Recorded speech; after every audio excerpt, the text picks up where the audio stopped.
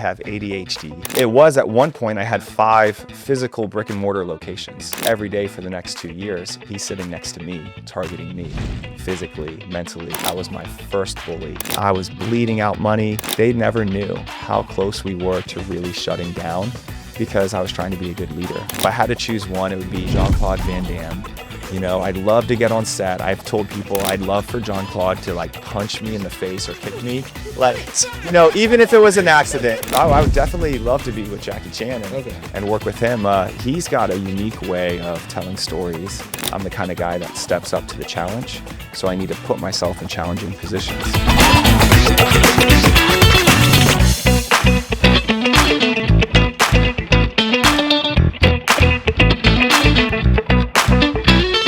It's your boy, Hey Yo Sean, and this is Peace Entertainment Media's CEO Talks. Today we are here with actor, stunt performer, entrepreneur. He owns like 5 businesses. We are here in the presence of my friend, Tim Rook. Congratulations, Tim, for being on Peace Entertainment Media's CEO Talks. We appreciate you coming, man. Yeah, well, thank you. Yeah. Thank you for having me on the show, and excited to share and get into all this stuff. Yeah, and you have a pretty interesting background. So I definitely want to get into that. So let's just get into it now. Okay. Give us a little snippet of your origin story of how you became who you are today. From the beginning, like where are you from till today? Man, well, first I'm going to say that I have ADHD, and if you can't tell by the number of businesses that I have and what I do, but it is 5 businesses, correct? It was at one point I had 5 physical brick and mortar locations. Wow. So now we really focus on 2 businesses plus some side things that I work on. Okay. So, which, you know, we don't want to say they're side things when everything has its full potential, but really what happened was I had a mentor, my very first martial arts instructor, that really changed my life. And he recognized in me a potential that not everybody has recognized throughout my life. And he told me that I'm the kind of guy that steps up to the challenge. So I need to put myself in challenging positions. And so that's been kind of a mantra to my life. That's kind of led to all of these things. Okay. So to give you my origin story, and not to go way back when I was a kid, but when I was a kid, I was a redhead. Okay. My hair turned colors, and I was a tall kid, lengthy. And, you know, I did get teased a little bit here and there, kind of the normal, natural tease. But when I was in middle school specifically, there was this kid on the bus, a couple years older than me, had failed 1 grade and was a big guy. And he just messed with everybody on the bus. He must have gone through some stuff in his life that caused him to make these choices. The school bus bully. That's right. So, but there was a time where he came to my circle of friends, and he picked on my friend Chris. And I stood up for Chris.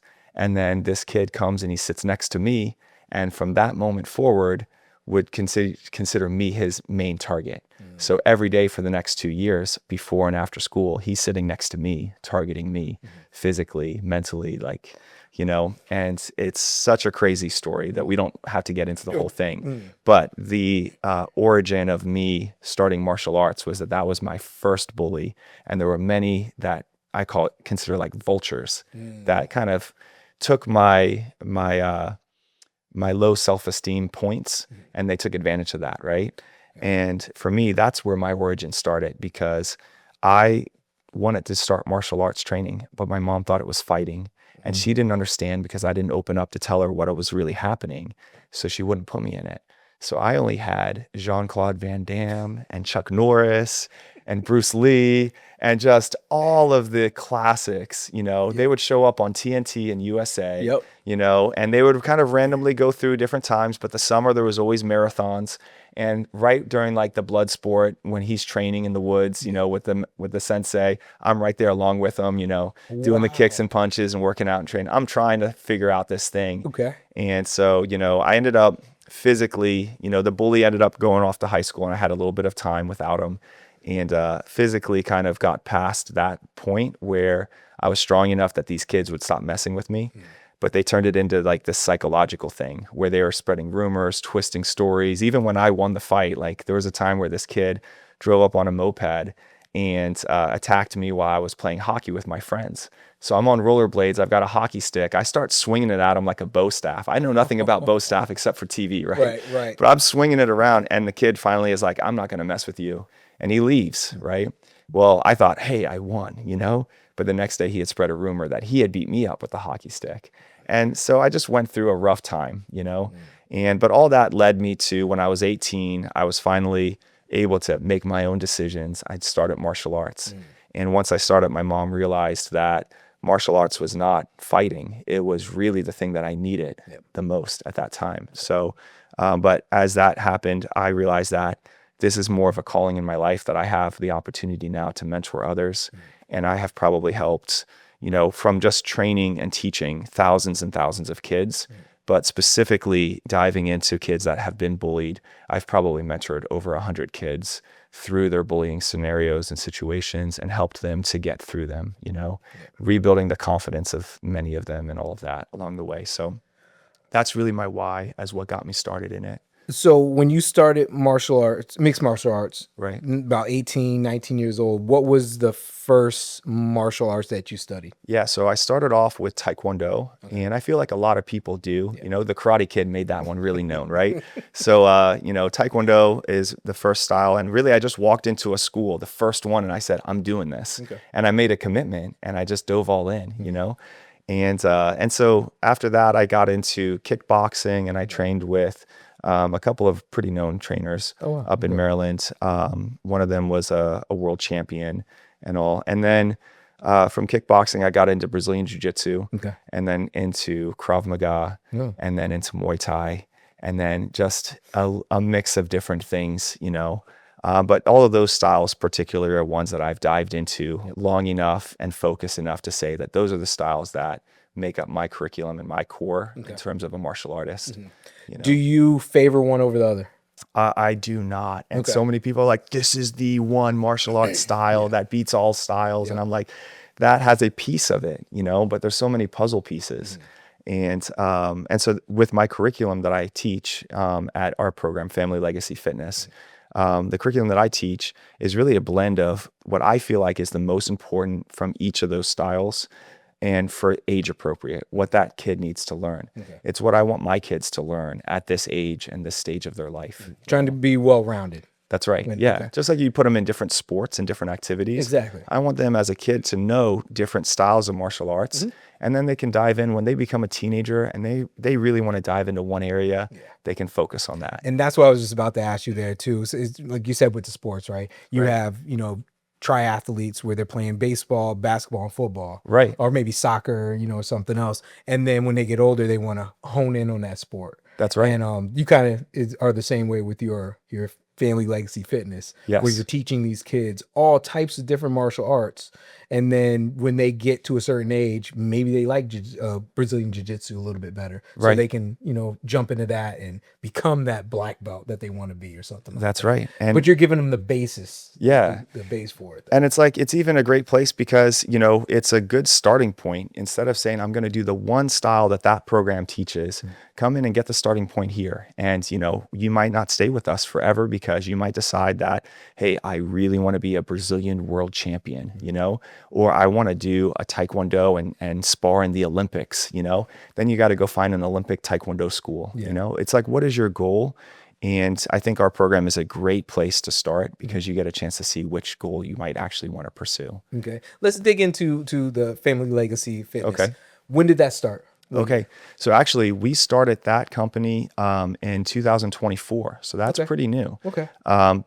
Before that though, I had started my martial arts school I started my first program in 2005. It was inside of a daycare. And, I was nervous to start my own school. I was like, am I qualified to run my own business and start my own school?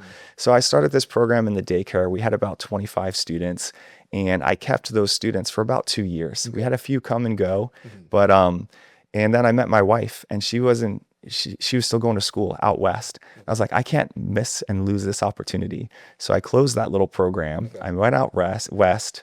We ended up getting married, all of that. Okay. And then basically we moved back. And when we moved back, I was working for someone teaching martial arts up in Maryland. And I was kind of feeling like it's time to go back to my hometown in Manassas. I'd been away for about 2 years. And I get a phone call, and it's the daycare. My friend that managed the daycare was like, "We want you back. Can you do a program here?" So I said, "Let's do it." We prayed about it. We decided it was the right thing. So I said, this time I'm going to do it right. I'm going to build a martial arts school. I'm not going to just run a program, in the daycare. So we did. And within a few months, we went from 0 to about 80 members. I ended up joining a consulting group that was called Premier Martial Arts. Okay.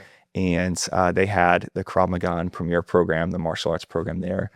And basically, the owner of that, the founder, helped me to negotiate my first lease and get qualified, which a guy in debt, being able to get a lease, I got a 1-year lease to kind of show that I can do this, and I did. In that 1 year, we went from 80 to 250 members and just blew up. And I was like, you know what? I appreciate the opportunity, but my dream is to have this big school. Wow. So we moved from that location to a big place right off of 28 and 234 here in Manassas. Okay.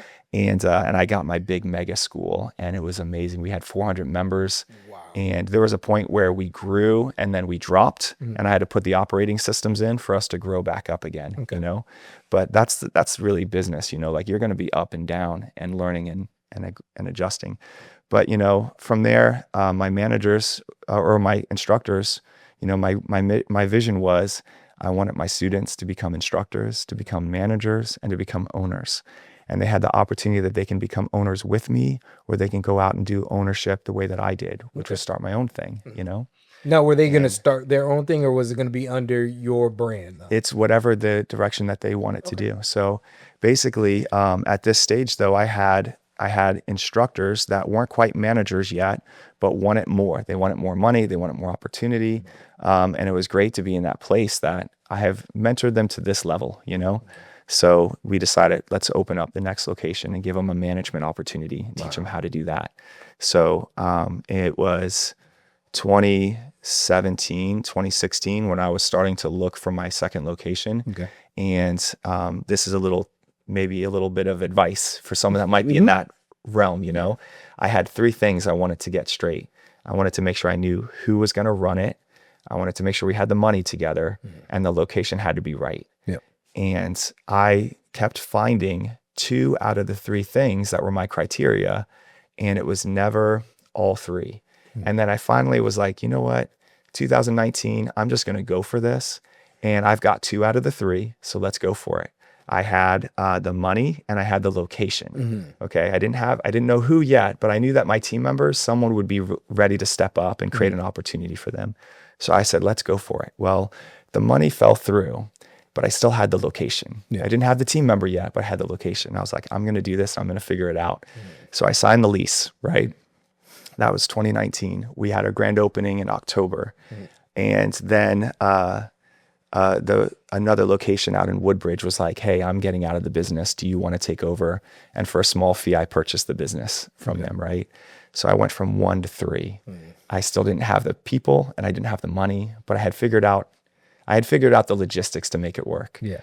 Then COVID happened and the shutdown. Yep. And I made it. It was such a crazy thing, not to dive into that, but I made it to the point where I wanted all of my full-time managers to continue getting paid.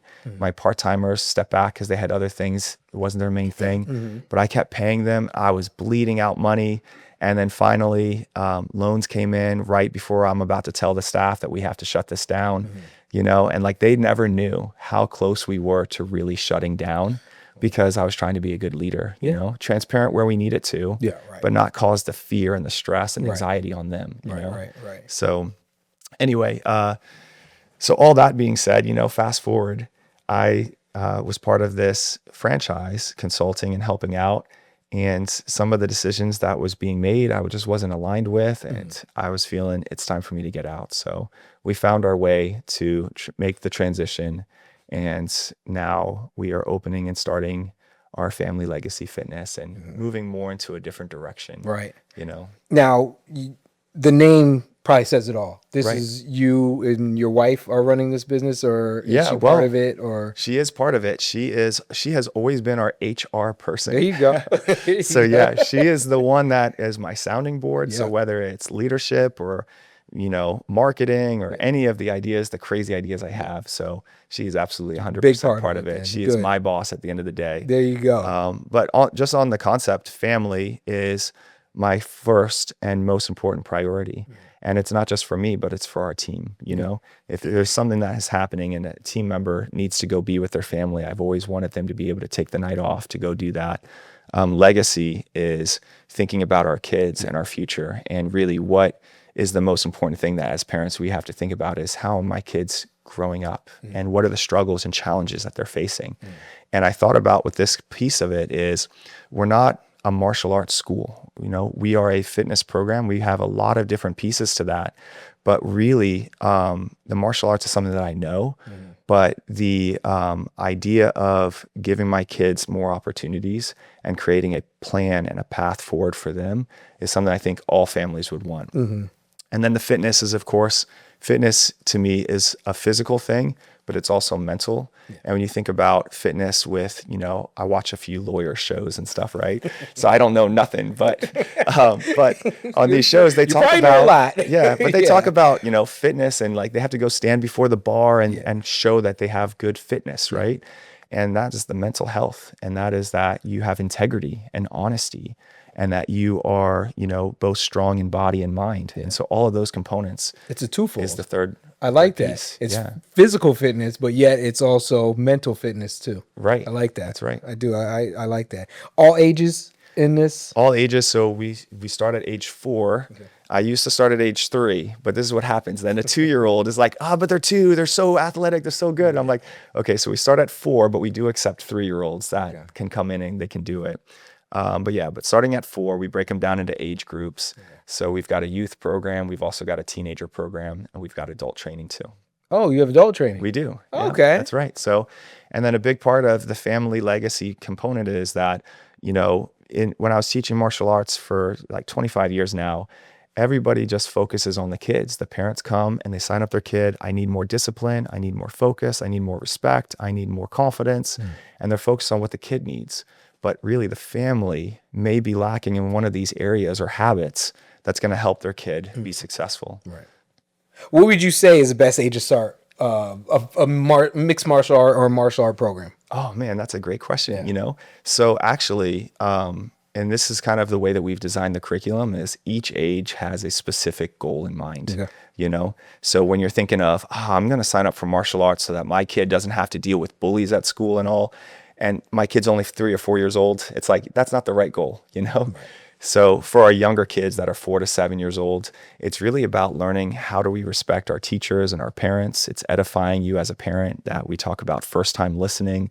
We talk about the 3 rules of concentration and how to focus your eyes, your mind, and your body. And we're breaking down the concept of setting goals, doing hard things, not giving up, persevering, and then being able to achieve something, right? Okay. And the physical coordination of martial arts is just different from other sports because every sport you're going to get better at that sport by playing that sport, right? But there's some sports and activities that will help others. Like you talked about the three core sports, right? So martial arts is great for all sports because we do left and rights for feet and for hand-eye coordination. And just the overall physical development of conditioning your body is a part of martial arts training. And then that will translate into other things. So I feel like personally that, and not just because I have a martial arts school, but you could be in another state or country. I would tell you the same thing. Putting your kids in martial arts early, even 4 to 7 years old, it changes the way that they look at physical movement. Okay. And then when you've got your kid that's 8 to 12 and now you're struggling getting them off the screens and the tablets and the video games, or if you're at the point where they're now teenagers, it's like the earlier we can get them falling in love with the movement, the better. But yeah. Have you, in all the years you've been training, right, have you trained anyone that's UFC world champion somewhere or any like high level like athlete now? Oh, that's a great question, So actually I'm going to backtrack on that question. Okay. So the answer is no, I have not. Okay. But I'm going to share why too, because my goal was never to be a UFC champion or a world champion, or I did think about Olympics at one time.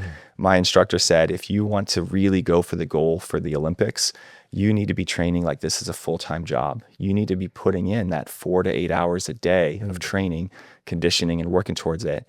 And I really thought about, he was really big on goal setting. So I thought a lot about, what are my goals? What do I really want to achieve with my life?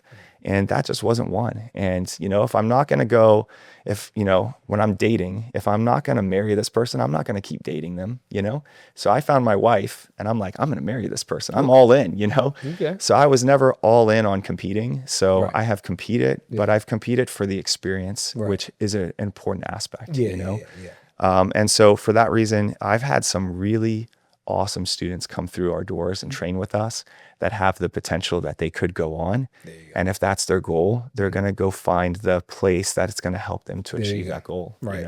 And once again, you guys are the base level of this training. So you're trying to teach these kids the love of what mixed martial arts can do for you. That's right. And if they want to take that and go to the next level. And another thing, and this is not knocking anybody, so don't take it the wrong way, but where you are focused at is where you're going to spend most of your time.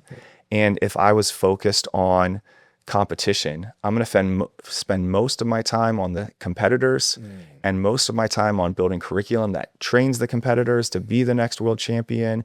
And to be honest, most of our families are not looking for that. Right. They like the idea that, hey, the main instructor is a world champion. That's a cool thing to be able to say, I train with this person, I train with that person. But when you get into it, what you're really looking for, that's what you need to know about with the program. And we focus mostly on the mental and the mindset and using the physical movements to bring out the character in your kids. That's a point I think a lot of parents need to understand too now. I mean, and this goes for any sport, because you have a lot of parents that put their kids in basketball and he's going to be in the NBA.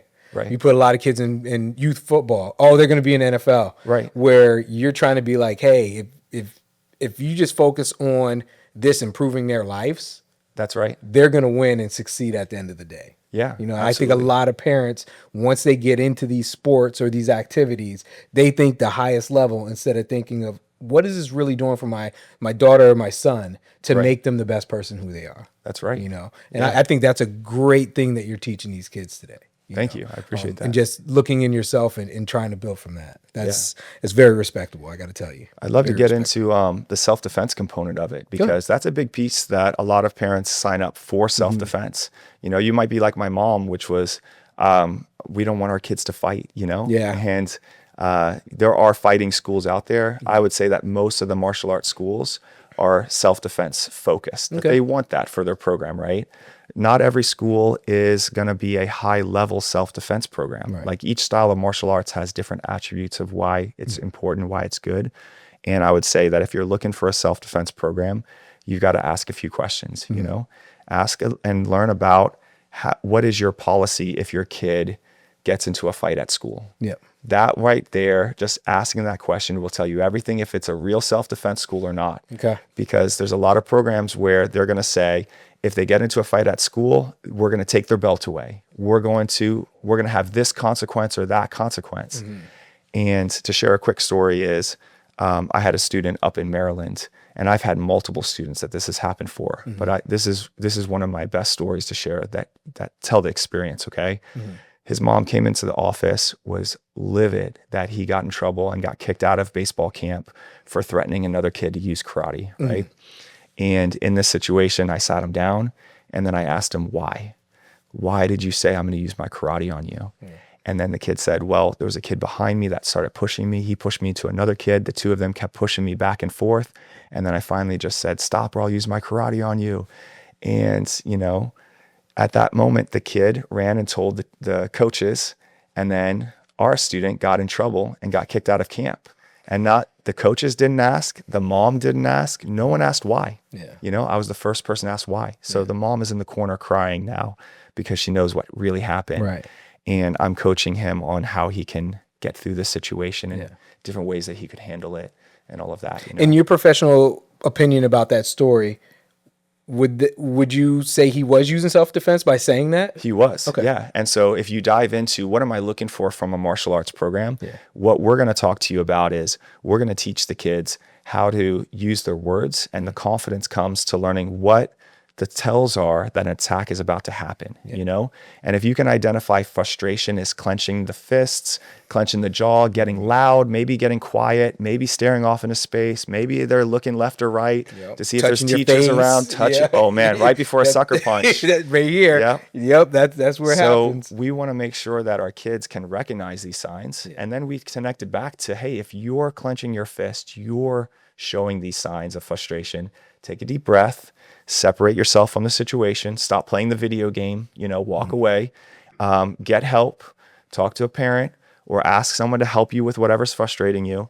But if you're seeing the sign in someone else, that's your red flag. Now we need to be, so then there's de-escalation. And then if the de-escalation doesn't work and the avoidance, we can't separate ourselves from the person when it's time. I created something, it was back early on, or maybe around 2013, 14. I came up with this philosophy, the use of force, right? I have 3 use of force levels for my kids and that I teach. The first one is if it becomes physical, block, escape, get help, right? So if I don't have to hit you back, I won't hit you back. For the 4 to 7-year-olds, that's the main focus, right? If they can block, go tell the teacher. If they actually get hit, go tell the teacher. You know, they don't need to hit back. So, but if that wasn't enough, the second level is a warning. And a warning might be that you're pushing them back. Maybe you're checking them with your hand. Could be a knee or an elbow to the body. But a warning to the body is hard enough to send a message, don't touch me. And if that's not enough and they're physically continuing the assault, then whatever it takes.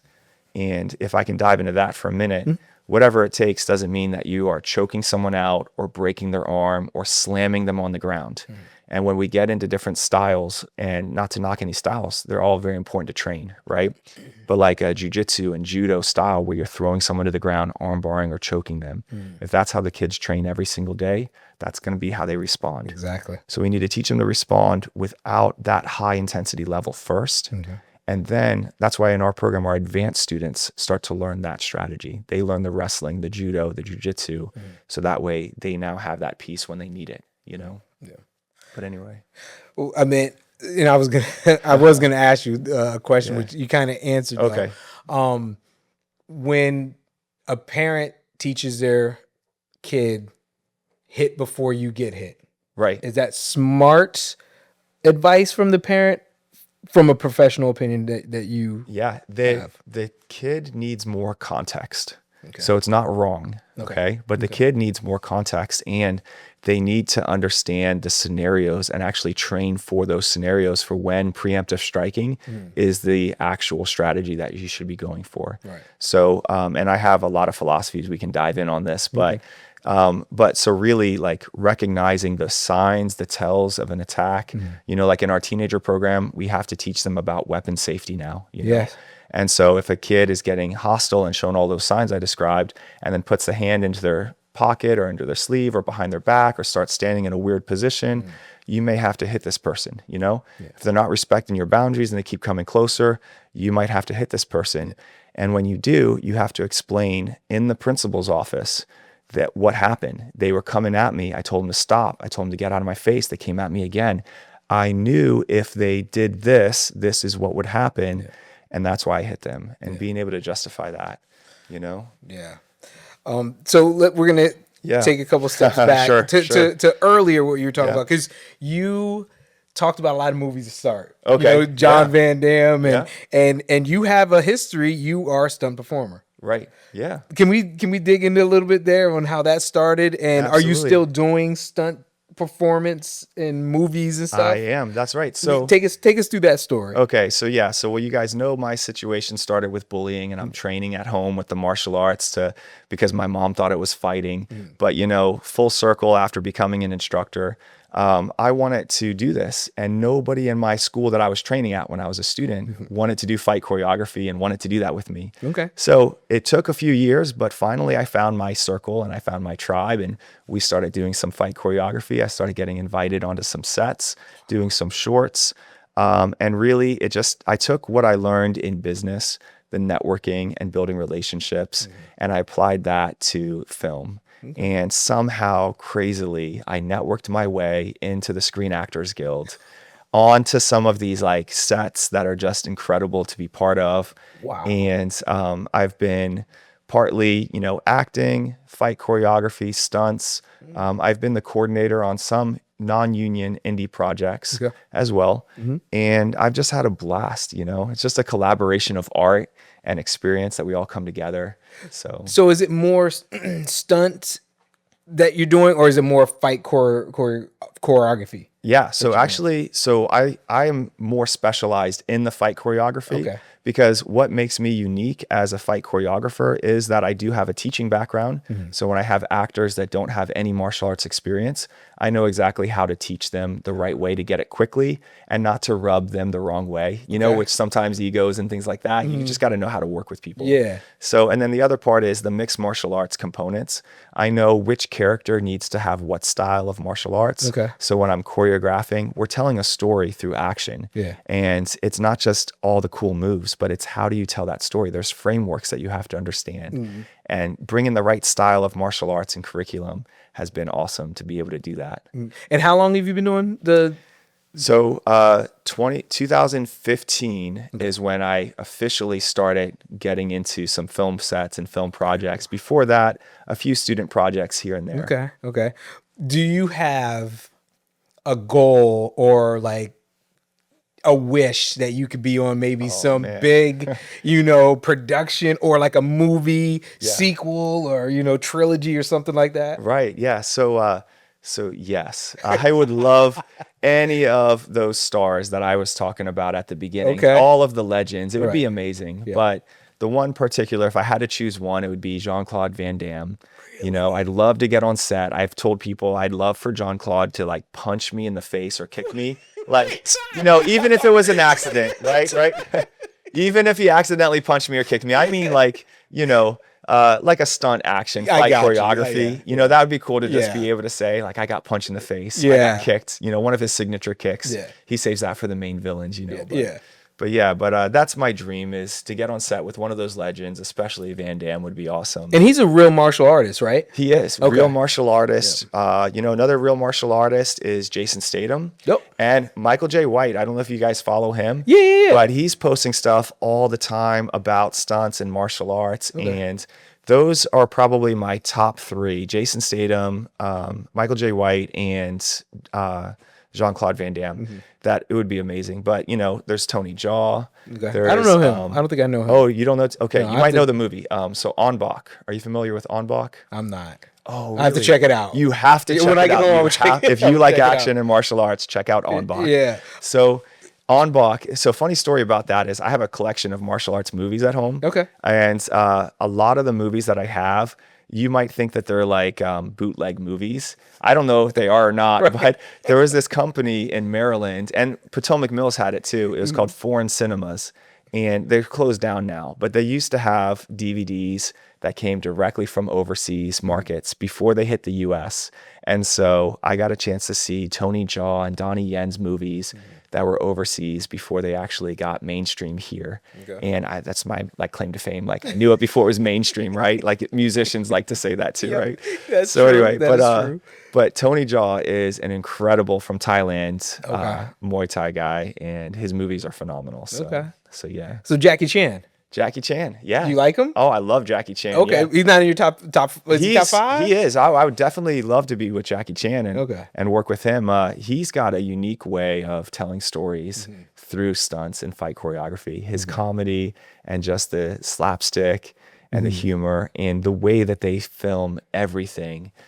He's got a unique style for his fight choreography, for sure. Okay, last question about this though. Go ahead. Is there, and you don't have to answer if you don't want, but is there any famous actor now, like you named a lot of them that have that martial art background, are there any actors now that we see we're like, oh, that guy's the greatest, that has zero martial art background? Oh man, I don't know anyone that I would throw under the bus on this one for you, but no, you don't have to. You don't have to. But I have had an opportunity to meet some pretty incredible people in the films. Like I was just on a film, to give a shout out. Days of Sodom is streaming right now on YouTube for free. Okay. And it's got over 50,000 views in like the first week of it being released. released. Okay. So it's pretty awesome. It's an epic fan film for The Crow, if you're familiar with The Crow. Oh, yeah. And this is the one that actually did it right. So Okay. I would encourage people to check it out. Okay. But I was the stunt coordinator and fight choreographer. And then I looked at the lead guy, Cody Falk, and I said, hey, if you want to have some fun with this, I can get thrown through some things. So I ended up getting doubled and getting thrown through like barn doors and chairs and things and some weapon stuff. And then Cody's like, you should probably just do this fight scene and that fight scene. So I started doubling him for some of that. Wow. And then he's like, we really want to have someone fall down the stairs. Can you do that? So then I fell down the stairs. And then he's like, can you fall down the stairs again in this next scene? At my age, I'm not falling down the stairs for nobody, but that is crazy. So those are my primary stunts is falling and fights and all of that. But I do have a contact that's going to start hopefully training me on some fire stunts and some wire work. And I'm going to get some of this other cool stuff in there. It's amazing you could do some driving stunts. And Yeah. I did do some precision driving in one set, but yeah. Wow. So, it's amazing. I have so much respect for people that can get thrown through a wall. Right. You know what I'm saying? Oh man, I have on my demo reel, I've been thrown through a wall a few times. That's crazy. It's pretty awesome. Yeah. Real quick, let's ask just a couple more questions. You have a podcast called Favorite Hits Podcast. That's right. Talk about that real quick. Okay, so Favorite Hits Podcast is really where we feature the unseen heroes, and that is the stunt performers and the stunt coordinators that make the action look great. There's some actors out there that say that they do their own stunts and they do a lot of their stunts, but they don't do all of their stunts. Because when it comes to specific skill sets, you've got to bring in a professional so that the actor doesn't get hurt. And also, that's what we want to try to see. Nobody knows who the names are on these Marvel movies and these action movies that did the stunts and the cool stuff. So there's a few stunt podcasts that are out there, and I'd encourage people to listen to all of them because the more that the stunt industry can get seen, the more that it can be respected. And the things that the performers do and that we talk about on the show are worth being respected, So who are some of the stunt performers that it just started? Your podcast just started, correct? Right. We just launched. We've got the first 15 episodes recorded. Oh, okay. So yeah, I thought you only had like 2 or 3. Yeah. Okay. So we've only launched at the time of this recording. We've got 2 episodes that have been released. Right. Okay. We've got Gary Peebles, who was actually Drax's stunt double on Guardians of the Galaxy. Oh, and he for did. real? And in most movies, there's multiple stunt doubles, so it's not the stunt double. Right. He's part of the He was one crew. of the stunt doubles. Okay. Wow. And then we've got Felix Cortez, who was in Cobra Kai, and all of these guys have been in a lot of stuff. You know? But Cobra Kai, very notable for Felix. This coming Friday, we've got Corey Eubanks, who was he was the stunt driver that jumped the General Lee car in Dukes of Hazzard. He was Bumblebee's driver in every Transformers movie. He also in Fast and Furious drove in different Fast movies, but in Fast 5 when the bus flipped, he was the guy flipping the bus with the whole crew of people. So his episode's coming out. And we've got Jennifer Badger, I'll give a shout out to as well. She is Scream 7 is in theaters right now. Okay. She's the stunt coordinator. She was on every Scream. And she was in things like Charlie's Angels and stuff like that. So we've got some big names. I'm so sorry I'm not going to name everybody, guys, but yeah, we got a lot of big names. Where can we see your podcast at? At Favorite Hits. Okay. So whether it's YouTube or Spotify or Instagram or Facebook, it's at Favorite Hits. Okay. So if we want to watch a video podcast of it, it's on YouTube, and then we watch it on Spotify. Is it? That's right. Is it both on Spotify on the? It is, and actually, and audio? It's going to be on more platforms. Like I think we're on Apple Music or Apple Podcasts now too. Okay. It will be on more platforms. It is video based, so we do show some of the clips from the movies and the scenes to help you see it. But you can also just listen to it because we talk about it too. Favorite Hits Podcast. I like that. All right. So Tim, at this time, we're going to go into what we call rapid fire. Okay. So I'm going to ask you a couple of questions. Short answers. You can maybe even answer them with one answer, or you might have to go into a short story about it though. All right. So the first question is there a popular or flashy Hollywood fighting move that would absolutely get you knocked out on a real street fight? You know what? There is a clip. I'll have to send it to you if I can find it. Okay. There's a clip, and it was from a movie. You know, it looks like it's a security angle, but there's this one fighter who's doing all this capoeira movements and like flowy things. Is that the stuff where they're like flipping with he's their like legs flipping and spinning. Yeah. And then there's another guy who's just standing there watching him, and then he just walks right up, and I think he just punches the dude in the face right as he's like jump flipping in the air. It's awesome. So yeah. So never do that if you're in a street So fight. never do that if you're in a street fight. Yeah. Not to say that capoeira is bad and it won't work in a street fight. Sorry to all the fans of capoeira. We can get some hate on that, but Who is honestly harder to deal with, a Hollywood film director or a helicopter parent at your dojo? oh man, that is the hard question. Yeah. Actually, really the on set, it's been pretty easy going because my philosophy in both of those situations is that in the end of the day, it's not going to change my life, the direction that you want to take this, whether you're directing a movie or you're directing your kid, I'm here to provide some guidance. So I'll share with you what I think, and then you can share what you think. And then in the end, I'm not the boss. You're the boss. The parent is the boss of that kid, and they get to make the decision of that kid's life. Yeah. So Hollywood directors harder to deal with. No. I'm just joking. I took a political. You notice how I didn't answer I it? know. And, hey, I'm with you on That's that right. one now. All right. Take this with a grain of salt, though, but understand where I'm coming from with this. All right. Right. Kids today are being constantly called soft. Okay. Okay. Is that true, or is it the older generation's just terrible at mentoring them? What do you Wow. think? What do you Yeah. think?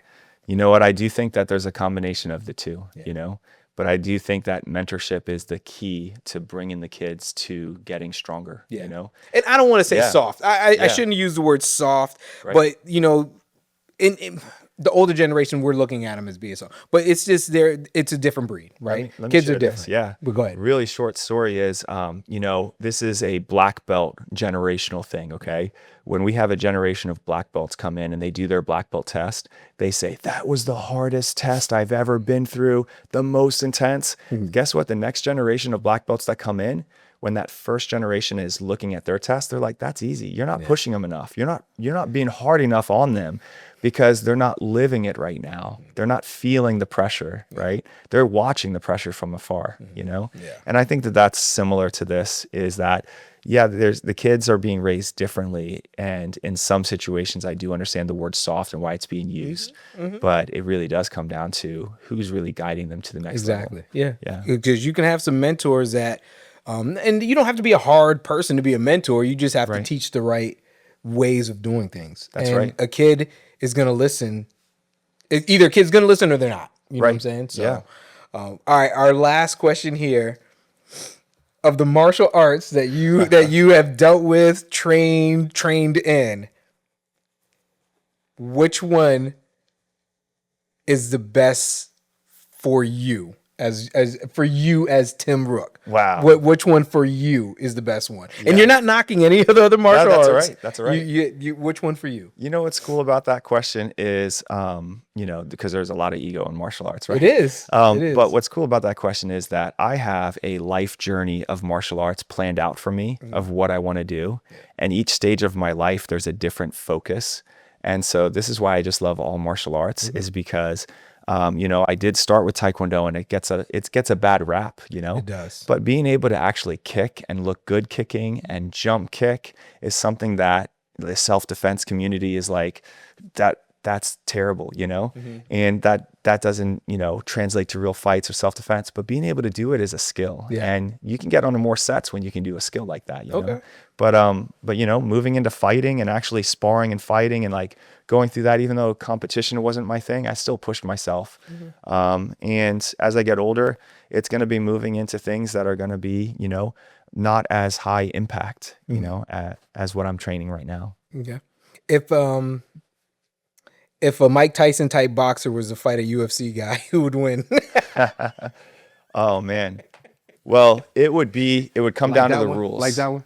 Yeah, that would come down to the rules, because like you see it with like Jake Paul, if he goes into a realm with someone other than staging a fight. Like, not saying that he did or didn't, Well, right? But look, did he? yeah, But he did. he? Yeah, well, Okay, well, so well, yeah. So you know, typically, you know, in a real fight, in a real situation, it comes down to the rules. Yeah. And the self-defense guys, including myself, were like, there's no rules in self-defense. That won't work on the street, right? Yeah. But also there are rules in self-defense. And the concept of no rules is there's still principles. There's things that if you do these things, you'll have a better chance. Yeah. You know?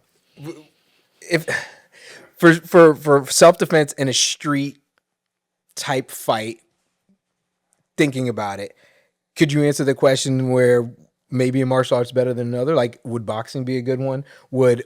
I've always heard in my law enforcement experience, Brazilian Jiu-Jitsu is a great martial art to learn when you're in a self-defense type environment. But then Krav Maga, if you're in a close, combat type of situation, Right. that's another good one. But in your view, what would you pick for something like a self-defense style of martial arts? So the first part of that answer is the training that you can get right now is the best, whatever that is, because some people live in an area where there's not many options. So get something, right? Yeah. But then, in terms of, for like example, women's self-defense, Brazilian Jiu-Jitsu would probably be the best for all people to learn in terms of grappling and control and escaping. But the problem is that I've seen, in my opinion, is most people are not ready for Brazilian Jiu-Jitsu. Right. They get uncomfortable, and that's the whole point.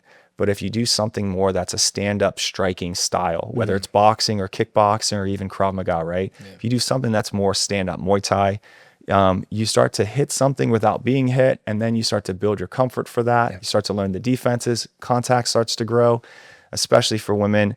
They start to build confidence in themselves. And then we can start to move from one uncomfortable position to the next and start getting into the clinch and the grappling and the jiu-jitsu and the ground fighting, and then really be able to help them to make that transition to that, Gotcha. All right, so this is a time where you can plug your businesses. Right. The floor is yours, my friend. Look right at that camera right there and tell them where they can find you. Well, yeah. Hey, guys. So Family Legacy Fitness and Martial Arts. We're here in Manassas. We're located at the Manassas Mall, which has been an experience. But with that, we've got a few things happening. We are here to help build your family's legacy. So whether it's just fitness training or martial arts training for your family, or looking to actually grow your children and your mindset, we want to help you level from one level to the next. And we do that through events. So we've done a homeschool expo where we've got homeschool professionals and speakers come in and talk to the families. This year, we're going to do a family legacy conference, which is all about helping your family develop the business systems inside of the structure of your family to reach the next level of success as a family, to grow stronger together and to hit the goals that you want to achieve. So we've got summer camps coming up, which is going to be our Let's Make Your Movie summer camp. The kids are going to come in, learn about storytelling and writing their own scripts.